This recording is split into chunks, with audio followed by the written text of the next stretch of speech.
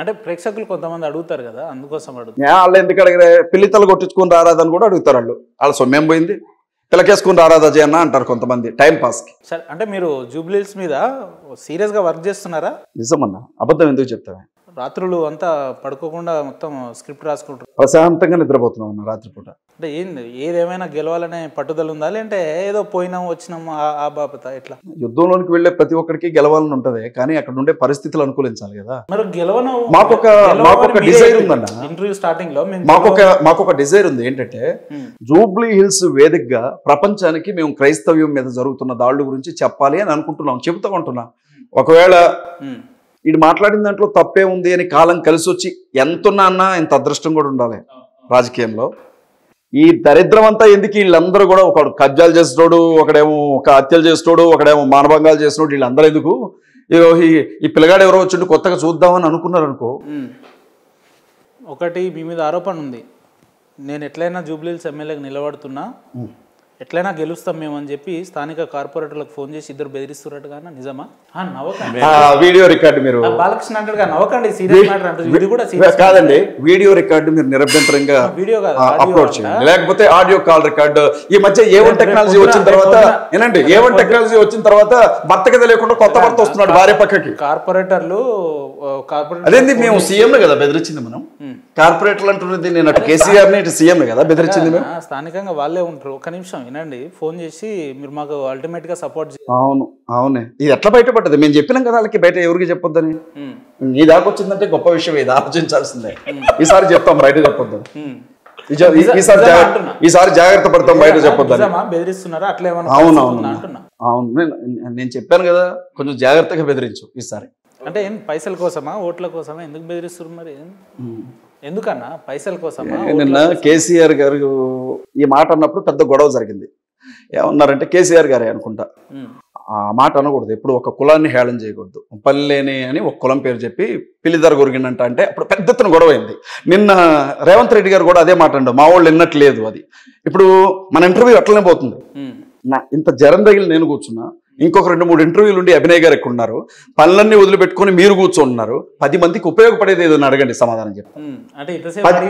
10 మందికి ఉపయోగపడేది అడగండి.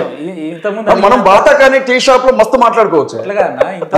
ఉపయోగపడే ఏం లేవు అంటున్నా. ఇప్పుడు గంట సేపు ఇంటర్వ్యూ జరిగింది, ఇంతసేపు మీకు ఏం అనిపించలేదా అంటున్నా?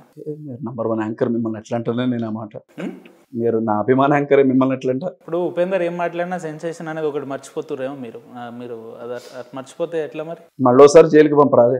జైలు విషయం కాదన్నా, నీ పుణ్యం అని పోయినావు. ఒకసారి గట్టిగా ఫిక్స్ అయినట్లు ఉన్నావు, వచ్చేటప్పుడు వినాయకుడికి దండం పెట్టుకొని వచ్చినట్లు ఉన్నావు, విఘ్నాలు తొలగించిన ఆయన ఇండి జైలుకి పంపాలి అని చక్కగా కూర్చున్నావు, ఎట్టరికిద్దామని చూస్తున్నావు. ఈ జైలుకి పోవడానికి మీ ఆవేశం కారణం. నేను ఏం చేసా చెప్పండి? ఇప్పుడు ఈ ఇంటర్వ్యూ తోటి కూడా జైలుకి పోతామని నమ్మకం ఏమైనా ఉందా మీకు?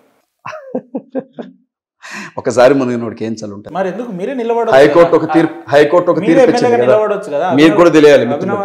సోషల్ మీడియా అన్ని ప్రశ్నలు సోషల్ మీడియా వేదికగా అడుగుతున్నారని, ఎవడు పడితే వాడు కేసులు పెడితే ఊరుకోని తాట తీస్తామని మన కోర్టు చెప్పింది కదా. మీరు కూడా ధైర్యంగా అడగచ్చు, మేము కూడా ధైర్యంగా చెప్తాం. దొరికినట్టుంది. లాయర్ని కదవే, లా చదువుకున్నాను కదా నేను కూడా. ఎట్లా మరి మీరే ఎమ్మెల్యేగా నిలబడవచ్చు కదా. అవి అర్హత కలిగిన వ్యక్తి అక్కడ పోటీ చేయడానికి. ఆయనకున్న బెస్ట్ క్వాలిటీ గురించి, ఆయన గురించి చెప్పాలంటే ఏం చెప్తారు మీరు? అతను నాకంటే సమర్థుడు. ఏ విషయంలో నేను అన్ని విషయాల్లో అతను నాకంటే సమర్థుడు, నమ్మదగిన వ్యక్తి. ఇది ఎప్పటి నుంచి అయినా సరే. అంటే మీ ఇద్దరి సావాసం ఎన్నేళ్ల నుంచి ఉందన్న? అంటే ఈ బాండింగ్ ఎప్పటి నుంచి? అన్నం మొత్తం ఉడికిందని చూడడానికి మెతుకు చూస్తే చాలే, మొత్తం చూడాలా గిన్నంత పట్టుకొని. నేను ఒకటి చెప్తాను, అట్లా మీరు ఇద్దరు కలయికలు ఎంతకాలం కావాలి? 2 రోజుల నుంచి జస్ట్ 2 నిమిషాల్లో మాట్లాడుకునే సందర్భం ఏందంటున్నా. ప్రవీణ్ పగడాల గారి మరణం అప్పుడే మేము కలిసాం, అంతకు ముందు వ్యక్తిగతంగా పోతూ మిమ్మల్ని కలిపిపోయిన మహానుభావుడు. ఆయన క్రైస్తవ్యాన్నే చేసిపోయింది కదా. ఇప్పుడు నేను ఒక్కడిని పోయినా నా బలం మీ ఇద్దరికి ఇచ్చిపోతున్నా అని చెప్పి మీ ఇద్దరిని అయితే కలిపిపోయింది కదా, సంతోషిస్తారు కదా ఆ విషయంలో. అయితే ప్రవీణ్ పగడాల గారు మాకు సంబంధించిన భారతదేశానికి సంబంధించిన చార్లీ క్లిర్క్ కన్నా ఆయన ప్లేస్ని ఎవడు భర్తీ చేయలేడు. ఆయనలాగా బ్రతికే వ్యక్తి ఇంకొకడు లేడు. దేవుని కోసం అట్ ద సేమ్ టైం ప్రజల కోసం బ్రతికిన వ్యక్తి ఆయన. మనం మాట్లాడే ప్రతి మాట, బైబిల్లో ఒక మాట ఉంటుందన్న, మీరేం మాట్లాడుతున్నారో జాగ్రత్తగా చూసుకోండి. ఎందుకంటే మీ మాటలను బట్టే రేపు మీరు నీతిమంతులుగా తీర్చబడతారు, మీ మాటలను బట్టే మీరు అవినీతిమంతులుగా తీర్చబడతారు, శిక్ష పడుతుంది అని. కాబట్టి మీరు అనాలనిపిస్తే అనండి, మహానుభావుడైన దానికి మేమేమి నవ్వి హేళన చేయలేము. లే అలాంటి గొప్ప వ్యక్తిని మనం టాలరేట్ చేయడానికి లేదు. అల్టిమేట్గా ఆయన కింగే, నేను చెప్తున్నా కదా, ఆఫ్ ది రికార్డ్ నేను మళ్ళీ చెప్పమని చెప్తా, అందులో అయితే ఏం సందేహం లేదు. నేను ఏమంటున్నా అంటే ఆయన చావు మీ ఇద్దరి కలయిక ఒక తెలంగాణ క్రైస్తవ సమాజమే కాదే, ప్రపంచ క్రైస్తవ సమాజాన్ని ఒక దగ్గరగా తీసుకొచ్చింది, తట్టి లేపే ప్రయత్నం జరిగింది. అయితే అన్న మీ గురించి ఒక 1 year back, 6 months 1 year back ఒక కాల్ రికార్డ్ వచ్చింది, పాలిటిక్స్లో ఎంటర్ కావాలి మనం, పార్టీ ఫండ్స్ అది ఇది అది అని చెప్పి. అంటే ఈరోజు ఇలాంటి పరిస్థితి రాబోతుందని ముందే గ్రహించి మేము రాజకీయ పార్టీలో ఉండాలి, లేదంటే ఫండ్స్ గిన్స్ ఆ కాల్ రికార్డ్ అట్లా మాట్లాడిరా? మాట్లాడించింది నేనేనా మళ్ళీ మీరే మాట్లాడారు? అంటే మాగంటి గోపీనాథ్ గారు చనిపోతారు నాకు ముందే తెలుసా? తెలియదు కదా, నేను దేవుణ్ణి కాదు కదా. సార్ అంటే ఈ విషయం అని కాదు, భవిష్యత్తులో కూడా. అభి అద్భుతమైన ప్రశ్న అడిగాడు ఆయన. ఇంతకీ ఈ విషయం నాకు తెలుసా? నువ్వు మాట్లాడిన విషయం నేను చెబితే అజయ్ ఒప్పుకుంటాడు అన్న ధైర్యంతో మాట్లాడావా ఆ రోజు, లేకపోతే అజయ్కి చెప్పే ఆ విషయాన్ని మాట్లాడావా? మీరేమో ఎమ్మెల్యే అభ్యర్థి ఆయన అని చెప్తారు. అవును, అదే అడుగుతున్నాను. ఎందుకంటే ఈ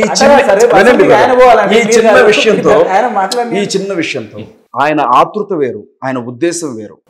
తొందరపడి నోరు జారి అతను మాట్లాడిన ఆ మాట నాకు కూడా చాలా డ్యామేజ్ చేసింది. అది వ్యక్తిగతంగా అభి ముందు నేను చెప్పాను, అభి దానికి క్షమాపణ చెప్పాడు. అభి నేను తప్పు మాట్లాడాను, నన్ను క్షమించండి అని చెప్పి ఓపెన్గా అందరికీ క్షమాపణ చెప్పాడు.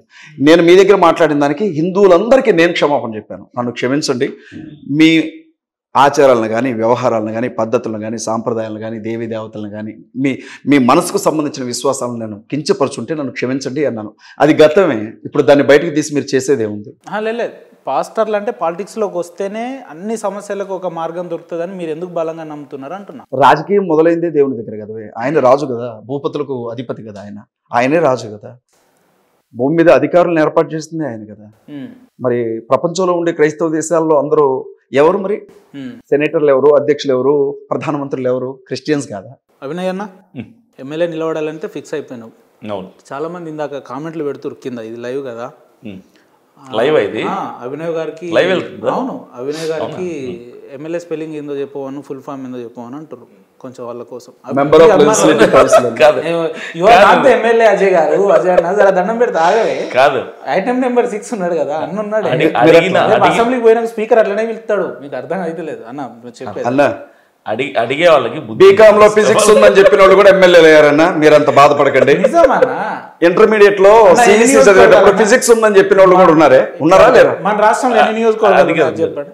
ఈ ప్రశ్న ఎమ్మెల్యేకి అబ్రివేషన్ చెప్పండి, ఎమ్మెల్యేకి అబ్రివేషన్ చెప్పండి అన్న. మీరు అవమానించడానికి పిలిచారా? పర్వాలేదు, ఎందుకంటే మీ ప్రశ్నకు నేను సమాధానం చెప్తాను. నేను మీకు కూడా చెప్తా. నేను ఏమంటా అంటే, మీరు అవమానించడానికి నేను ఎంఏ పొలిటికల్ సైన్స్ పాస్ అయినా అని చెప్పిన మీకు. ఎంఏ పొలిటికల్ సైన్స్ పాస్ అయినా అంటున్నావు, లేదంటే డిగ్రీ అయినా, ఇంటర్ 10th అయినా అంటున్నావు. అంటే నువ్వు 10th నుంచో, ఇంటర్ నుంచో, పీజీ నుంచో ఏదో క్వశ్చన్ అయితే తీసుకుంటా, దాని అబ్రివేషన్ చెప్పరా? చెప్పలేదు. ఇప్పుడు నేను ఒక మాట చెప్తాను. మన ముఖ్యమంత్రి రేవంత్ రెడ్డి గారిని సార్ మీరు అయ్యో కాదండి, మన ముఖ్యమంత్రి రేవంత్ రెడ్డి గారిని ఇంతకు ముందు మీరు ఎప్పుడు కూడా ముఖ్యమంత్రిగా పనిచేయలేదు కదా, ఎలా ఆ బాధ్యత నిర్వహిస్తారంటే, ఏముంది అది కట్టు మేస్త్రి లెక్క, టాపీ మేస్త్రి లెక్క నేను చేస్తానన్నప్పుడు ఎట్లా అడిగిన? ఇప్పుడు ఆయన గుంపు మేస్త్రి అన్నాడు, చెప్పింది కదా. అట్లా కాదు, మీరు ఇంటీరియర్ చేసేటోళ్ళ, ఫాల్ సీలింగ్ చేసేటోళ్ళ, గ్రనైట్లు వేసేటోళ్ళ, మీరేందో అసలు ఏబిసి ఓనమాలు రానోళ్ళే కాదు.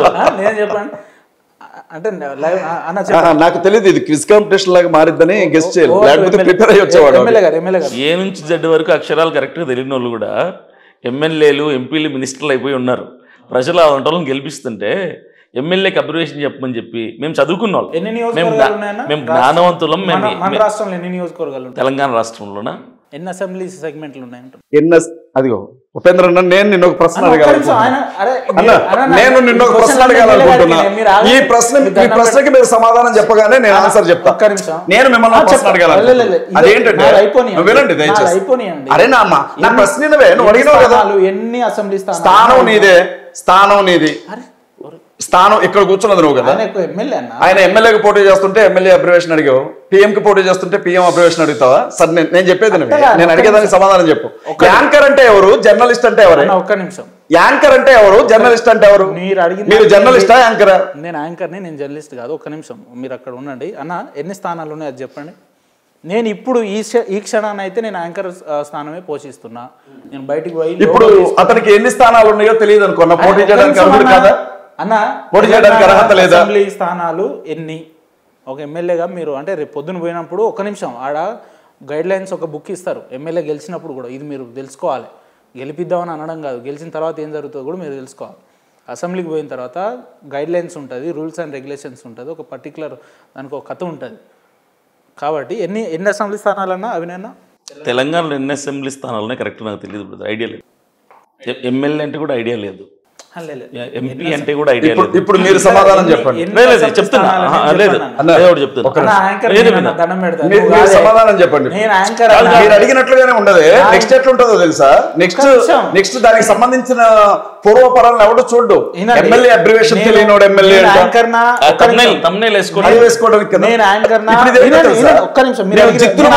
ప్రవర్తించినట్లుగా ప్రవర్తిస్తా ఉన్నారు. మీ బిహేవియర్ అట్లుంది. అనేది 4 ఏళ్లుగా ఈ ఛానల్లో పనిచేస్తున్నా. నా ఫేస్ చూస్తున్నా, నా ప్రేక్షకులకు తెలుసు, వ్యక్తిగతంగా నా అభిమానులకు తెలుసు, ఈ వ్యూవర్స్ కి తెలుసు. They will know.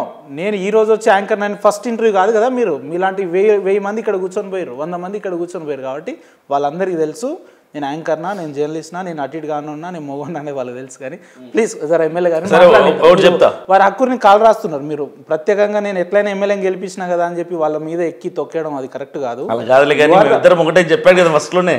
అంటే ఇప్పుడు మా ఇద్దరు ఆలోచన ఒకటే అని చెప్పాడు కదా, ఎమ్మెల్యే గెలిస్తే అంటే మీరు ఒక్కరు ఎమ్మెల్యే గెలిస్తే రేపు అసెంబ్లీ 2 సీట్లు. ఏమన్నాడు?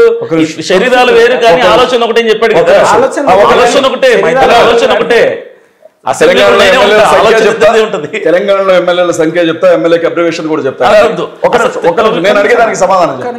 మీరు జాతీయ గీతం ఉంది కదా, ఆ జాతీయ గీతం ఒకసారి పాడండి. రాదన్న, నాకు జనగణమన రాదు, వందే మాత్రం రాదు, వైష్ణవి గీతం రాదు, నాకు ఏం రాదన్న. అసలు నాకు వాళ్ళు కూడా రావు. నేను ఓపెన్ చెప్తున్నా కదా, ఏబిసిడీలు కూడా రావు. కాకపోతే 10 మందికి ఉపయోగపడేది అడగవే, అడుగు. 10 మందికి ఉపయోగపడేది. ఇంతసేపు ఇద్దరికి ఉపయోగపడేది నా బిడ్డ చెప్తుంది.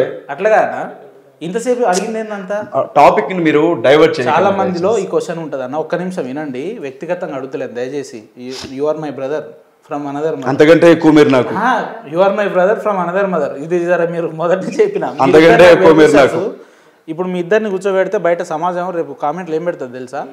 నువ్వు 50,000 ఆయన 50,000 తీసుకొచ్చి ఉపేందర్కి ఇచ్చిర్రు. వినండి, ఒక రోజు ప్రాక్టికల్గా నాకు ఫోన్ వచ్చింది కూడా మీరు విన్నారు, పక్కనే ఉన్నారు. అజయ్ బాబుని ఇంటలెక్చువల్ అని అంటావా నువ్వు? ఎంత తీసుకున్నావు, ఆయన ఎంత ఇచ్చిండు, మీ కథ ఏంది? అభినందన్ కూర్చోబెడితే కూడా మరుసటి రోజు నాకు అట్లనే కాల్స్ వచ్చినాయి. నేను మిమ్మల్ని చాలా మంది ఏమంటారు అంటే, అరే ఈయన ఎమ్మెల్యే నిలబడతా అంటున్నా, అసలు ఎమ్మెల్యే అబ్రివేషన్ తెలుసా, అసలు ఎన్ని స్థానాలు ఉన్నాయో తెలుసా? ఎమ్మెల్యేకి అబ్రివేషన్ తెలియాల్సిన అవసరం ఉందని ఎలక్షన్ కమిషన్ ఒక రూల్ పెట్టిందని మరి అభికి తెలియదు ఇంతవరకు, లేకపోతే తెలుసుకునేవాడు కాదు. ఎమ్మెల్యేకి అబ్రివేషన్ తెలియదు, ఎన్ని స్థానాలు ఉన్నాయో తెలియదు, ఈ నియోజకవర్గం ఎన్ని డివిజన్లు ఉన్నాయో తెలియదు, ఎంపీ అంటే తెలియదు, ఏబిసిడీలు తెలీదు. ఈ బట్టలు కూడా ఎవడో నేర్పిస్తే వేసుకోవడం ఎలాగో వేసుకొని వచ్చా. సంతోషించిందా? ఇప్పుడు కంటెస్ట్ చేయకూడదు. సంతోషించారా ఈ విషయంలో? మీ మనసు శాంతించిందా? మీ మనసు శాంతించిందా? నా వల్లనే ప్రాబ్లం అవుతుందంటే నేను పోతానే ఇక్కడ నుంచి. పోవాలని చెప్పండి. నా వల్లనే ప్రాబ్లం అవుతుందంటే నేను వెళ్ళిపోతా ఇక్కడ నుంచి. అట్లా కాదు. ఏం చెప్తారన్నా అంటే మీకు క్రైస్తవంలో బైబిల్ని బోధించడం కొత్త, బైబిల్ని బోధించడం బాగా ఆరితేరు ఉన్నారు. అనేక వేదికల మీద మీరు దేవుని వాక్యాలు చెప్పి దేవుని గురించి చెప్పారు కాబట్టి ఆల్ పర్ఫెక్ట్ బాగానే ఉన్నారు. కానీ రాజకీయం అనేది కొత్త ప్లాట్ఫామ్ కదా, దీన్ని ఎట్లా అధిగమిస్తారు అన్న? తెలియకపోతే నేర్చుకుంటామన్నా, నేర్చుకోవచ్చు కదా, ప్రతిదీ నేర్చుకుంటామన్నా. మాకు తెలియదు ఏదైనా ఉంటే సిగ్గు లేకుండా ఒప్పుకొని నేర్చుకుంటాం. అంటే ఇప్పుడు మీకు ఇది స్టార్టింగ్ పాయింట్ అనుకుంటున్నారా? రాజకీయం నా ఉగ్గుపాలతో కలిపి పెట్టారు నా తల్లిదండ్రులు. నాకు పెద్ద విషయం ఏం కాదు. అభికి రాజకీయం కొత్త, అభికి రాజకీయం తెలియదు కాబట్టి నేను ప్రచారం బాధ్యతను తీసుకున్నాను. అభి నిలబడతాడు. కౌగులించుకొని కత్తులు దించడం అభికి తెలియదు. అలాంటి వాళ్ళు కూడా ఉంటారని నేను చెప్తాను. అంటే మీకు తెలుసు అన్నట్టు? నాకు తెలుసు. మనకి తెలియకుండా గుండెను కోసుకెళ్లే వాళ్ళు కూడా ఉంటారు మన పక్కన. ఇప్పుడు మీకు ఓట్లు వేయాలి అని అంటే మిమ్మల్ని చూసి ఓట్లు వేయాలా, అభినయ్ గారిని చూసి ఓట్లు వేయాలా, స్థానిక ప్రజలు అని అంటే జూబ్లీహిల్స్ అర్హత ఉంది అనుకుంటే అభిని చూసి ఓటేయండి, అంతే తప్ప ఆయన ఏం కీలు బొమ్మ కాదు. నేను నిలబడితే బొమ్మ ఇలా తిరగడానికి. మీ దగ్గర సైలెంట్గా ఉంటాడు, నా దగ్గర ఆడుకుంటాడు. ఏరా ఏ రేంజ్ రౌడిజం రా అంటాడా ఎట్లా? ఇక అది ఇంటలెక్చువల్ అన్నట్లు ఉంటుంది. ఇంటలెక్చువల్ అంటావేమే అన్నట్టు ఉంటుంది. ఇక ఎట్లా మరి ఇప్పుడు మీరు నిలబడదాం అనుకుంటున్నారు, అనేక పరిస్థితులు అనేక ఒడిదుడుకులు వస్తాయి. ఒకరు వార్న్ చేస్తారు, ఒకరు రిక్వెస్ట్ చేస్తారు, బెదిరిస్తారు, లేదంటే కాంప్రమైజ్ వస్తారు, లేదంటే పైసలు అంటారు, లేదంటే ఇంకోటి అంటారు. ఎట్లా దీన్ని ఎట్లా ఓవర్కమ్ చేస్తారు, ఎట్లా ఫైనల్ స్టేజ్ వరకు వెళ్తారు? పోటీ చేయాలని నిర్ణయించుకున్న దాని వెనుక బలమైన కారణం ఉంది. అది డబ్బుతో కొనలేంది, బెదిరించి ఆపలేంది. ఒకవేళ ఎన్నికల బరిలో అభి పోటీలో లేడు అని అంటే ఆధారాల విషయంలో ఏదైనా తేడా వచ్చి ఎలక్షన్ కమిషన్ రిజెక్ట్ చేస్తేనే తప్ప మరే కారణాన అభి పోటీ చేయట్లేదంటే అతను చచ్చిపోయాడు అని మీరు అర్థం చేసుకోవచ్చు. ఎందుకు అంత పెద్ద మాట అన్నట్లు? ఎందుకంటే మేము చిత్తశుద్ధితో ముందుకెళ్తున్నాం కాబట్టి. అభినయ్ గారు, మీరు ఇండిపెండెంట్గానే పోటీ చేస్తారా, లేదంటే ఇప్పుడు కేఏ పాల్ గారి పార్టీ ఉంది ప్రజాశాంతి అని, లేదంటే ఇంకేమైనా పార్టీలతో అలయన్స్ తీసుకునే ఛాన్సెస్ ఏమైనా ఉన్నాయి? ఇండిపెండెంట్. ఎందుకు కేఏ పాల్ గారి పార్టీలోకి వెళ్ళొచ్చు? కేఏ పాల్ గారు కూడా పోటీ చేస్తున్నారు కదా, ఆయన కంటెస్ట్ చేస్తున్నారు. అంటే మీరు ఆ పార్టీ సభ్యత్వం తీసుకొని మీరు నిలబడవచ్చు కదా, అంటే ఆ రకమైన ప్రయత్నాలు ఏం జరగదు? మా అవసరం ఆయనకుంటే ఖచ్చితంగా ఆయన మాకు కాల్ చేస్తాడు, ఆయన కలవమంటాడు, రమ్మంటాడు. మాకు ఎలాంటి కాల్ రాలేదు కాబట్టి మేము ఇండిపెండెంట్గా పోటీ చేస్తాం. ఇండిపెండెంటే ఎవరు అంటే బయట సంఘాలు ఏమన్నా ఇప్పటికే మీరు ఏమైనా అప్రోచ్ లాంటిది, లేదంటే వాళ్ళ మద్దతు అడగడం, బీసీ ఎస్సీ ఎస్టీ సంఘాలు, ఇలాంటి సంఘాలు ఏమన్నా మీకు అవుట్డేటెడ్గా సపోర్ట్ చేస్తున్నాయి? ప్రస్తుతానికి అయితే ఏం లేదు, ఎందుకంటే మేము ఇంకా ఫీల్డ్లోకి దిగలేదు కదా. నోటిఫికేషన్ వచ్చిన తర్వాత మేము స్టార్ట్ చేస్తాం. అంటే కత్తులు కట్టాలు రెడీ చేసుకుంటున్నారు, యుద్ధం ఎప్పుడు ప్రకటిస్తే అప్పుడు. గన్నులు కూడా ఉన్నాయి, గన్నులు, బుల్లెట్, AK-47 అన్నీ ఉన్నాయి. పెద్ద తిరునాళ్ళకి వెళ్ళినప్పుడు ఇచ్చారు 100 రూపాయలు ఒకటి చొప్పున మొత్తం తిరునాళ్ళు తెచ్చుకున్నాం, కత్తులు గన్నులు. అజయ్ బాబు అన్న, అంటే చాలా మంది అడగమన్నారు ఈ ప్రశ్న కాబట్టి అడుగుతున్నా. నువ్వు అడగవే. ఈరోజు మంది మస్తు చెప్తారే, చాలా మంది అన్న, మంది మస్తు చెప్తారు. నేను వాళ్ళ రిప్రజెంటేటివ్. ఇక్కడ నా పర్సనల్ గ్రాడ్జ్ ఏముండదు, ఓన్ డెసిషన్స్ కూడా ఏముండదు కదా. I'm the representative from public to guest, అడుగు రైట్?